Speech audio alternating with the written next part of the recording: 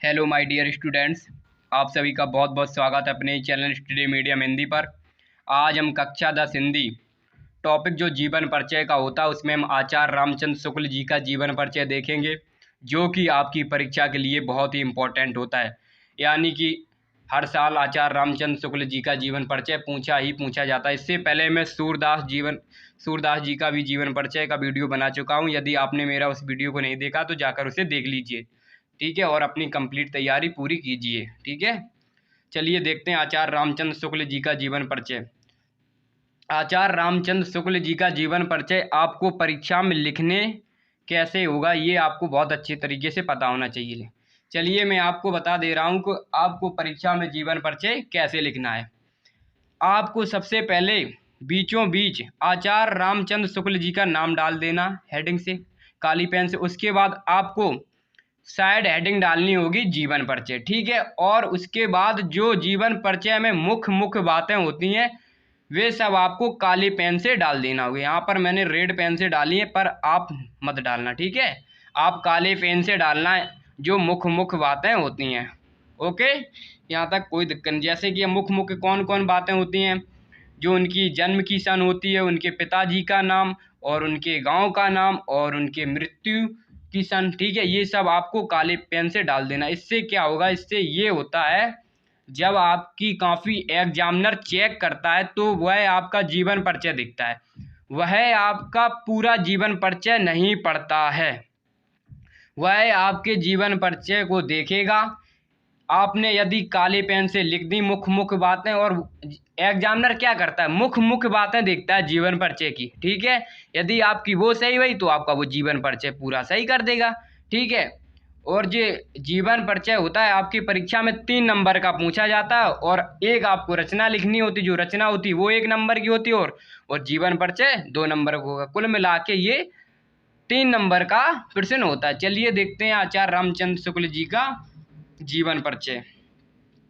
आचार्य रामचंद्र शुक्ल जी का जन्म सन 1884 ईस्वी बस्ती जिले के अगौना नामक ग्राम में हुआ था, ठीक है। आपको एक एक सेंटेंस पढ़ के बहुत ही अच्छी तरीके से याद करना होगा, ठीक है। आप एक सेंटेंस पढ़िए और अच्छे तरीके से उसे याद कर लीजिए, और आप कभी नहीं भूलेंगे इस प्रकार से, ठीक है। चलिए आगे देखते हैं।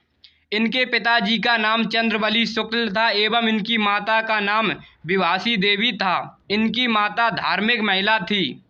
इन्होंने 10वीं की परीक्षा मिर्जापुर के मिशन स्कूल में उत्तीर्ण की और इंटरमीडिएट में आने से पहले इनकी शिक्षा छूट गई, ठीक है। आपको एक एक दो दो तीन तीन सेंटेंस पढ़ के अच्छी तरीक़ा से मतलब याद कर लेना, ठीक है। इससे आप बेहतर कर सकेंगे, आप जल्दी नहीं भूलेंगे, ठीक है। आप परीक्षा में 3 अंक पा जाएंगे यदि आपने बहुत ही अच्छी तरीके से याद किया है। हम तो आपसे यही कहेंगे, आप एक सेंटेंस पढ़िए और उसे याद कीजिए, आराम से सोचिए उसके बारे में, ठीक है, तब आगे बढ़िए। चलिए आगे देखते हैं। फिर इन्होंने घर पर ही रहकर हिंदी, अंग्रेजी, संस्कृत, बांग्ला, फारसी आदि कई भाषाओं का अच्छा ज्ञान प्राप्त किया, ठीक है। इन्होंने घर पर ही रह के मतलब कई भाषाओं का अच्छा ज्ञान प्राप्त किया। अब स्कूल छूट गया तो क्या करते, उन्होंने घर पर ही पढ़ा मन लगा के, ठीक है। चलिए आगे देखते हैं। इन्होंने सरकारी नौकरी कर ली, किंतु स्वाभिमान के कारण सरकारी नौकरी छोड़कर ये मिर्जापुर के मिशन स्कूल में चित्रकला के अध्यापक हो गए, ठीक है। इन्होंने नौकरी छोड़ दी और ये चित्रकला के अध्यापक बन गए। चलिए आगे देखते हैं। और आनंद कदम्बनी पत्रिका में इनकी रचना प्रकाशित होने लगी। फिर इन्होंने नागरी प्रचारणी सभा काशी में संबद्ध होकर हिंदी शब्द सागर साहित्य संपादक का कार्य संभाला, ठीक है। ओके, यहाँ तक आपको याद होना चाहिए। और आप ये जीवन परिचय कहीं लिख लें और कायदे से याद कर लें अच्छे तरीके से, ठीक है। इनकी गिनती उच्च कोटि के विद्वानों में होने लगी। कुछ समय पश्चात ये काशी हिंदू विश्वविद्यालय के विभाग में अध्यापक नियुक्त किए गए। शुक्ल जी ने लेखन का शुभारंभ कविता से किया, यानी कि इन्होंने सर्वप्रथम जो लिखा, इन्होंने कविता लिखी सर्वप्रथम, ठीक है। इन्होंने सर्वप्रथम कविता लिखी और फिर नाटक लिखने में भी रुचि रही और इन्होंने आलोचना तथा निबंध लिखे एवं आलोचना के क्षेत्र में सर्वोच्चतम स्थान बनाया। और इन्होंने आलोचना इतने अच्छे तरीके से लिखी कि वहाँ पर इनका सर्वोच्चतम स्थान हो गया। ठीक है, वह आज तक बना हुआ है, यानी कि उनका आज भी बना हुआ। चलिए देखते हैं। सन 1941 ईस्वी में स्वर्गवास हो गया इनका। ठीक है, और इनका 1941 ईस्वी में इनका स्वर्गवास हो गया। अब इतने महान कवि थे, इनका स्वर्ग ही वास होगा। ठीक है, आप बहुत ही अच्छे तरीके से याद कर लीजिए। मैंने बहुत ही सरल भाषा में लिखा है अपनी, यानी कि अपनी मैंने भाषा में लिखा है ताकि आप अच्छे से याद कर सके। ठीक है, और ये तो हो गया इनका जीवन परिचय। अब देख लेते हैं रचना। रचना आपको पेपर में केवल एक लिखनी होगी।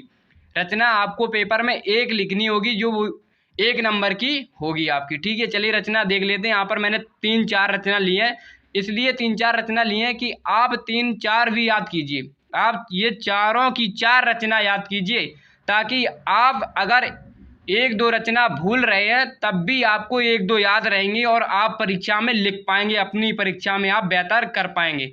चलिए देखते हैं कि रचना। चिंतामणि, रसमीमांसा, त्रिवेणी, अभिमन्यु वध। ठीक है, आप ये 4 की 4 रचना अच्छे से याद कर लेना।